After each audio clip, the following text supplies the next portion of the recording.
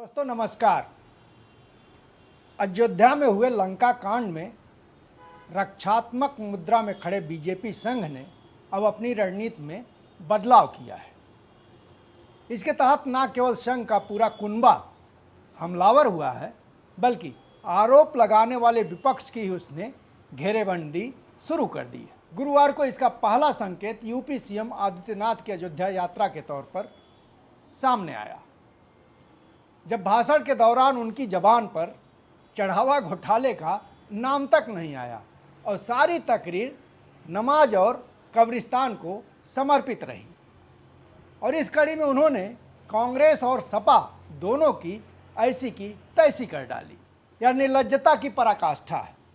यह तभी होता है जब सामने वाला जनता को या तो मूर्ख समझ लेता है या फिर यह समझ लेता है कि वह उसके मोहपास से बाहर ही नहीं निकल पाएगी और वह जो कुछ भी कहेगा उसको आंख मूंद कर मानने के लिए हमेशा तैयार रहेगी। यानी इस बात को लेकर वह 100% आश्वस्त रहता है कि उसके भक्तों ने अपनी बुद्धि और विवेक खो दिया है और अगर कुछ बचा भी है तो उसने उसके हाथ उसको गिरवी रख दिया है।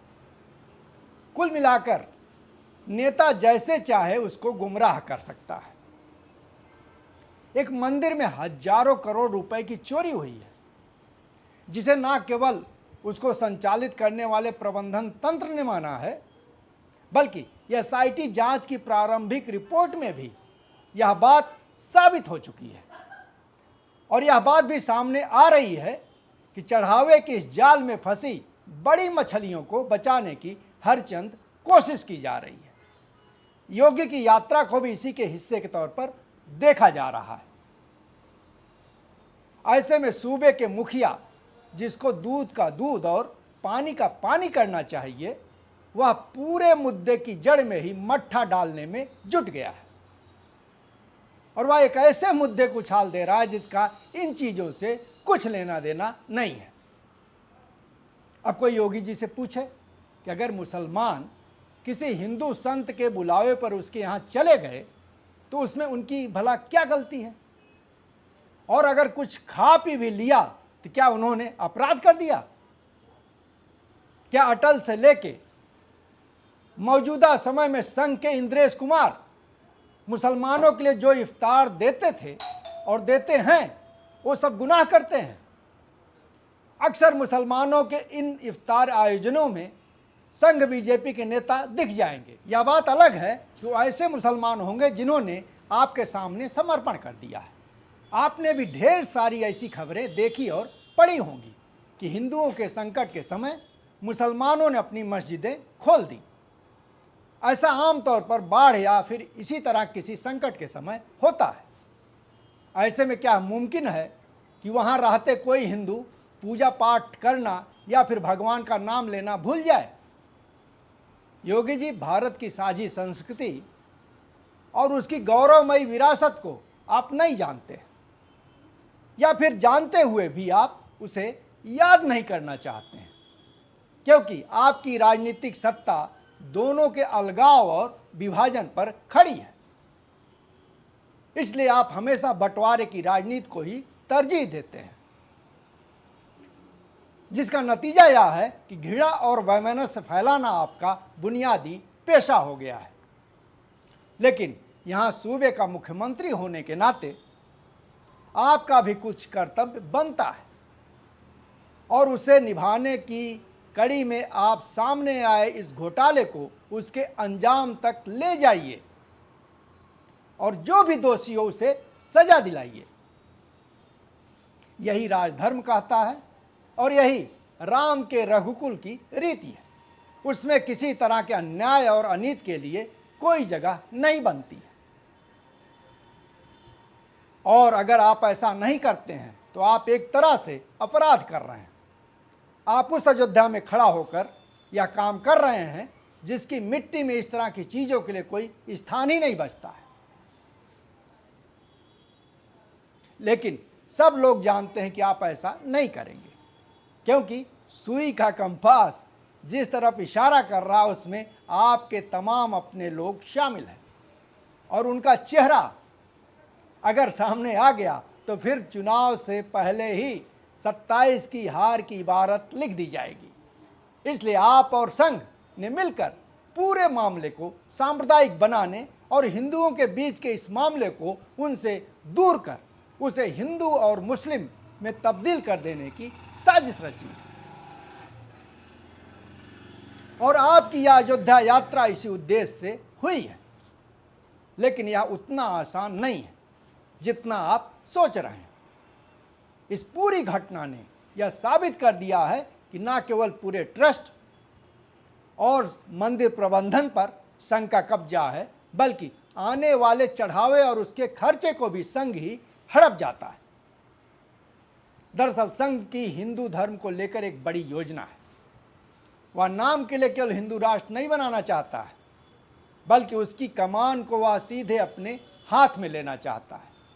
इसके लिए जरूरी हो जाता है कि वह हिंदू धर्म के तमाम मठों, मंदिरों और अखाड़ों पर भी उसका कब्जा हो। और इस कड़ी में उसका लक्ष्य देश के चारों धामों में स्थित शंकराचार्यों की पीठ पर भी अपने आदमियों को बैठाने तक जाता है। अयोध्या से उसने इसकी शुरुआत कर दी है। पहले उसने मंदिर पर कब्जा किया और अब वह अयोध्या में स्थित दूसरे मंदिरों पर भी कब्जे की तैयारी में जुट गया है। और उसी का नतीजा है कि वहां जगह जगह से उसे विरोध का सामना करना पड़ रहा है। मौजूदा समय में हनुमानगढ़ी से लेकर अयोध्या के छोटे बड़े सभी मंदिर संघ के निशाने पर है। यह बात उन मंदिरों के महंतों और पुजारियों को पता चल गई है, लिहाजा उन्होंने संघ के खिलाफ गोलबंदी शुरू कर दी। हमें नहीं भूलना चाहिए कि अयोध्या के तमाम दूसरे मंदिरों में जो पुजारी और मठाधीश हैं, उनका ताल्लुक बिहार और पूर्वांचल के भूमिहार, क्षत्रिय और ब्राह्मण समुदाय से है। अपनी पृष्ठभूमि और मौजूदा हैसियत के लिहाज से वो बहुत ताकतवर है, जिनके पास मंदिरों के नाम पर सैकड़ों बीघा जमीनों समेत दूसरी संपत्तियां हैं, जिनको वह किसी भी हाल में छोड़ने के लिए तैयार नहीं है। ऐसे में यह अपने किस्म का एक युद्ध है जो संघ और बाकी हिंदू साधुओं के बीच होने जा रहा है। इस रूप में यह अयोध्या पर एक तरह का संघ का हमला है। संघ के लिए यह अपने किस्म का पहला प्रयोग है। अगर वह इन साधुओं और मठों के पुजारियों को हराने में सफल हो जाता है तो यह उसके लिए किसी बड़ी जीत से कम नहीं होगी।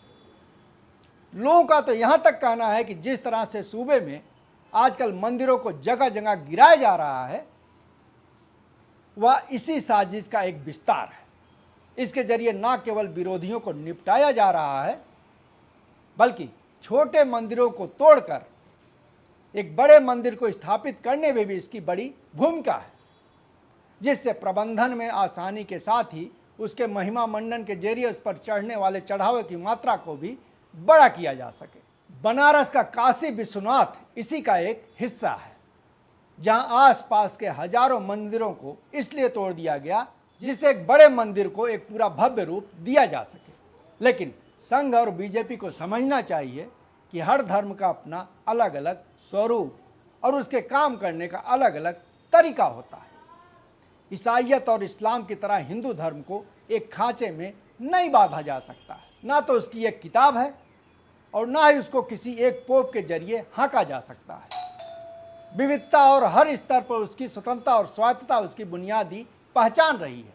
उसे खत्म करने का मतलब उसकी आत्मा को मार देना होगा। और एक बार अगर आत्मा मर गई तो फिर कुछ बचता नहीं है। सब कुछ हमेशा हमेशा के लिए खत्म हो जाता है। वैसे भी संघ को इस बात का ध्यान रखना चाहिए कि अयोध्या को आज तक कोई नहीं जीत सका है। अयोध्या का शाब्दिक अर्थ ही यही होता है जिससे युद्ध न किया जा सके, यानी जिसको जीता ना जा सके, जो अजेय हो। लेकिन संघ ने अपने अहंकार में इसको जीत लेने का दावा करना शुरू कर दिया है। उसका भी फल बहुत जल्द ही उसे मिलेगा। पिछले लोकसभा चुनाव में वहाँ की जनता ने अपने तरीके से उसे दे भी दिया था और 27 में शायद उस फल का पूरे सूबे में विस्तार हो जाए, क्योंकि चंदा चोरी की मार मतदाताओं के जेहन में बहुत गहरे तक असर करने जा रही है। दोस्तों, आपने पूरा वीडियो देखा, इसके लिए आपका बहुत बहुत शुक्रिया। ये सिलसिला बना रहे इसके लिए ज़रूरी हो जाता है कि आप चैनल को सब्सक्राइब कर लें। अगर कोई टिप्पणी हो, किस तरह कमेंट हो, सुझाव हो, तो आप नीचे कमेंट बॉक्स में दे सकते हैं, हम तक पहुंच जाएगी। एक बार फिर आपका शुक्रिया। नमस्कार।